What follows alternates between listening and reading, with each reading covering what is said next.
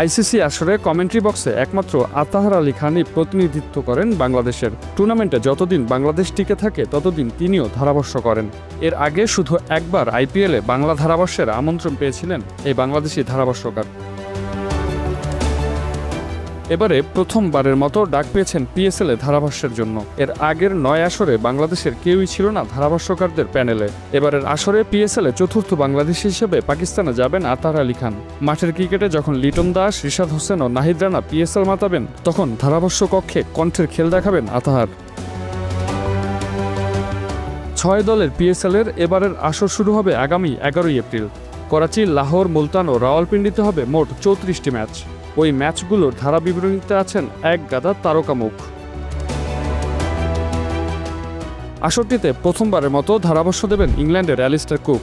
এছাড়া Mark Nicholas, Lisa Sthalekar, Wasim Akram, Martin Guptill, JP Duminy, Mike Haysman, Mark Butcher, Dominic কর্কের মতো ধারাভাষ্যকাররাও থাকবেন কম বক্সে। এদের সাথে মাইক্রোফোন হাতে দায়িত্ব সামলাবেন দ্য ভয়েস অব বাংলাদেশ খ্যাত আতাহার আলী খান। সোমবার এক সংবাদ বিজ্ঞপ্তিতে ধারাভাষ্য প্যানেলের তালিকা প্রকাশ করে পাকিস্তান ক্রিকেট বোর্ড। এবারই প্রথম ইংরেজির পাশাপাশি উর্দুতেও হবে ম্যাচের ধারা বিবরণী। বিশেষ সেই প্যানেলে থাকছেন আলী ইউনুস, আকিল সামার, মারিনা ইকবাল, সালমান বাট এবং তারিক সাইদ। উপস্থাপনায় থাকবেন এরিন হল্যান্ড ও জয়নাব আব্বাস।